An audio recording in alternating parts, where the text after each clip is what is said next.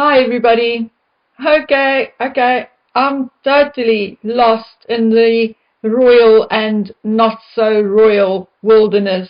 Going through my email and DMs to try and decide what to talk about today, I felt like watching a game of ping pong. Look left, look right, left, right, oops, someone dropped the ball, left, right, the royal family, the Harkles, Meghan, Harry, Charles, Harry, Meghan, and on and in circles they go, like little boys fighting on the schoolyard, or a soap opera with one more ridiculous intrigue every day. Folks, that is what a lack of leadership looks like. And no, before you click out and say, oh, there she goes again, blaming Charles. No, this is not just Charles. There is his council, usually consisting out of lawyers, retired judges, etc. There are his immediate advisors, such as his private secretaries, his media liaison team, and then there is Parliament.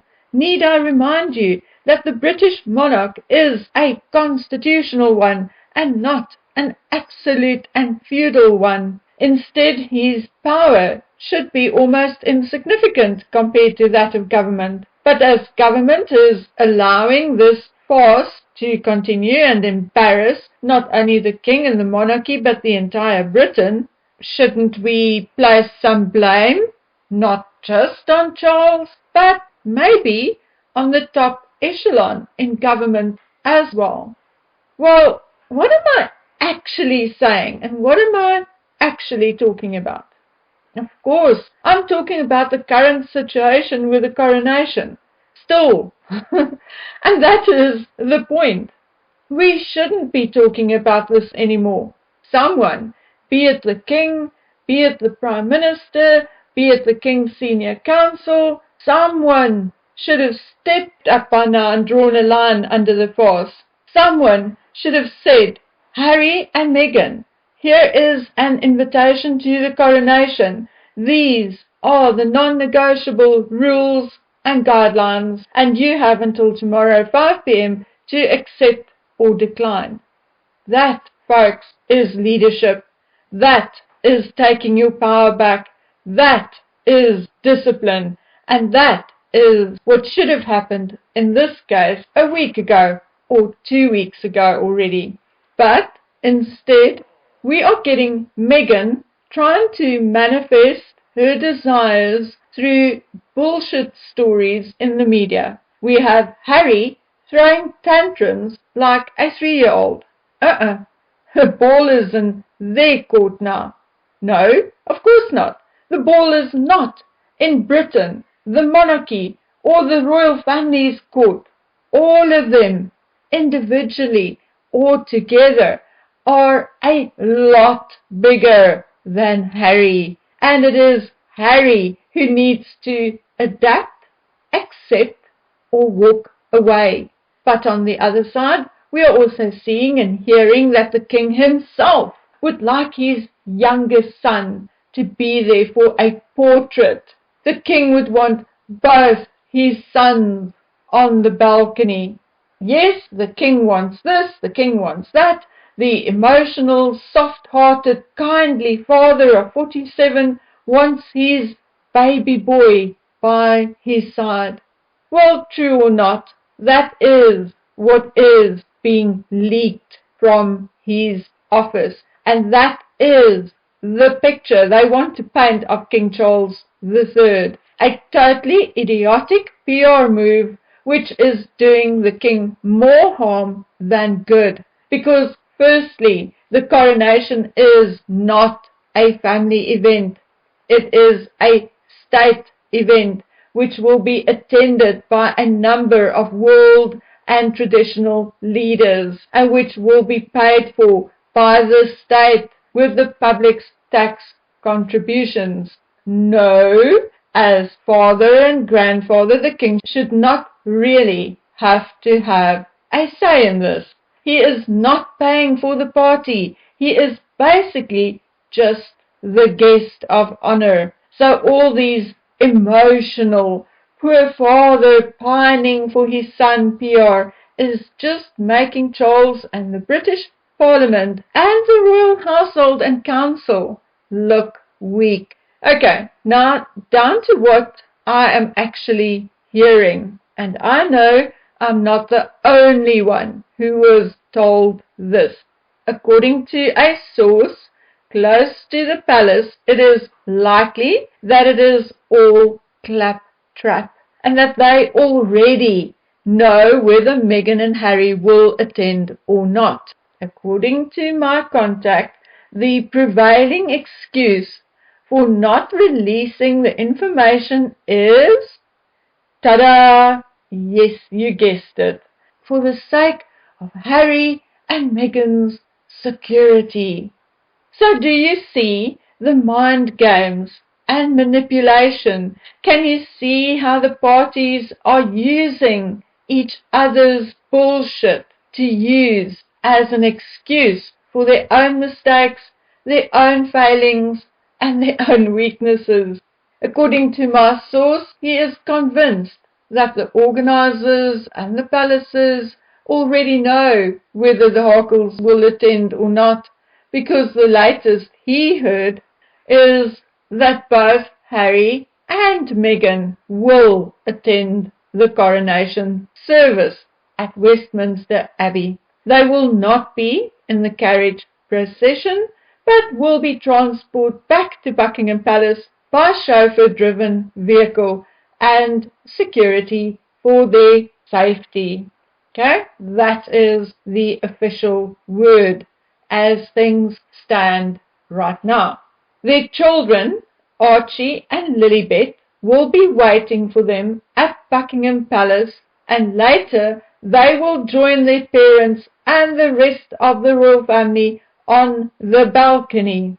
Okay, that, according to my source, is the latest. So there you have it, folks. Those are the true whispers doing the rounds through the halls and corridors of the palace. A lovely, cozy, forgiving family gathering with little to no thought of the people who are still angry, still hurt, still embarrassed, and threatened by the actions of Harry and Meghan. No, those are the people, along with the thousands of tourists, who will purely pay for it all in their hard-earned cash. It is not about them. No, they, the palace PR, wants to brainwash us into thinking it's all about poor King Charles and what he wants, what makes his 47-year-old heart pump. Well, my dears, I'm afraid it does not wash for me. My frustration is further being added to and amplified by other items in the news, which, in my opinion, links in with all this coronation drama, and for the freaking life of me, I cannot understand that absolutely no one is talking or considering it in this particular light. Again, what am I talking about? It has now come out that someone has woken up, and the Heritage Foundation's Oversight Project has submitted a Freedom of Information Act request to the Department of Homeland Security, U.S. Customs and Border Protection, and the United States Citizenship Immigration Service for all and full details of Harry's United States visa and immigration application, because, quite rightly, he obviously lied on his applications with regards to his drug use, previous and current. And that, my dear friends, is where my frustration lies. Everyone seems focused on Harry's past, but what about his current drug use? He admitted on Colbert that he is still using. Remember how he said that while staying at Tyler Perry's home he would go outside and roll a joint, and remember how he said that marijuana and hallucinogenics play a big part in his life. So no, he he is not using recreationally either. He tells us, you and you and you and the entire world on television, he is still using. And no law enforcement officer, not one FBI officer, is actually wondering where he gets his crap from or who his supplier or dealer is. Not one of them, really? And what about child and family welfare services?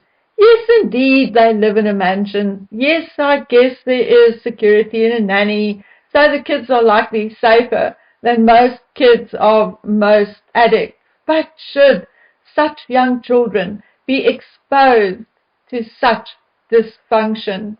But that is not what I want to talk about. I was told a story, and for legal and other reasons, I want to make sure you understand that I cannot verify this story. The chances that it is not true is as good as it is that it is true. The source sounds serious and legit, but I do not know this person and have not had previous interaction with him or her. The only reason why I am even repeating this is because it sounds legitimate. Okay? So I was told that Harry did receive a visit from authorities with regards to his drug use. Allegedly twice, and allegedly the second time after the Colbert interview. Now, if you think this means Harry was in trouble, you would be mistaken, because according to my source, Harry was basically just cautioned and given tips as to how not to get caught with his hand in the cookie jar, so to speak. According to my source, there was even a deal struck, whereby authorities will turn a blind eye as long as Harry will not use a commercial airline or airport. So, okay, basically telling him he can take his stash across borders wherever he wants as long as he does not try and take it through a commercial airport. Because if he is caught publicly, then of course his mateys can't cover up for him. From what I'm told, the instructions to teach, tip and protect Harry may have something to do with Hunter Biden's open drug use and all the other crap surrounding the president's son. Allegedly, this higher up does not want to create a scenario where questions will be asked. Questions like, why punish Harry, the King of England's son, if the President of the United States' son was flaunted all over social media, cutting lines, and last we heard he was still free to come and go as he pleased? Well, like I said, I do not know whether this is true and or whether some deal was made with Harry. But it sounds possible and plausible because Harry knows Mr. and Mrs. Biden. It may even explain why the Harkles always preferred to fly private and take off and land at private airports. But how disgusting would it be if it is true and such a deal was indeed made with Harry, possibly on federal level? But I think this request made by the Heritage Foundation would be an excellent yardstick by which we can judge whether this piece of gossip is true or not. The chances are that if they are refused, it is likely true that some authority at the behest and request of someone else did strike a deal with Harry.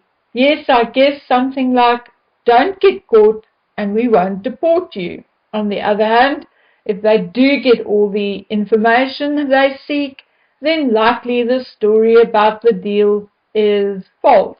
And then Harry, like any other person, may or will lose his visa and get sent back to England. Now, I know what I think, and what do you think? Well, I think Harry will go nowhere. He will freely fly out on Tyler Perry or Elton John's or even a chartered plane from a private airport, just like the gossip says, and will freely land in the United Kingdom and will freely attend the coronation, go to his court hearing 3 days later, and freely fly back into the United States. But hang on to your hats, ladies and gentlemen, because despite one of my very, very dependable sources telling me that he is sure Harry and Meghan will attend the coronation as per the plan set out at the beginning of this video, another person who resides in the United States had another story to tell. Also, all allegedly and maybe, but again, very plausible and quite possible. According to this person, Harry and Meghan got wind of a plan concocted by the royal family and other entities to set up an intervention for Harry. According to my informant, Meghan is very gleeful about the fact that she was informed about this by someone who is obviously a mole in the royal family circle and obviously not as loyal as they pretend to be. Allegedly, and remember, this is gossip. I had one previous electronic interaction with this person, so just know that. Well, allegedly, Meghan has made it very clear that if, for whatever reason, she is not going to the United Kingdom, that neither will Harry. Allegedly, she is so adamant that she has made it clear to Harry that if he goes to the United Kingdom alone, that is it. It is over. He will not see his children again anytime soon. She has allegedly also placed the ban on any private meetings between Harry and his father, brother, or any other members of his close family. Allegedly, Meghan said, if she can't sit in, there will be no meetings. And although, as I said, this is gossip, and I wasn't a fly on the wall, I am repeating it because it fits in with the rest, namely that the committee and the palace are preparing for the both of them to attend and the children to be accommodated after the service. So, ladies and gentlemen, I think I'm not too far off the mark when I say I think and feel that we are entering a phase where our patience will be severely tested. I apologize for the lack of photographs, etc. on this particular video, but I had a long trek to my neighboring town today, one reason being to collect a very important parcel, which I will tell you a little about tomorrow because it is indeed very interesting.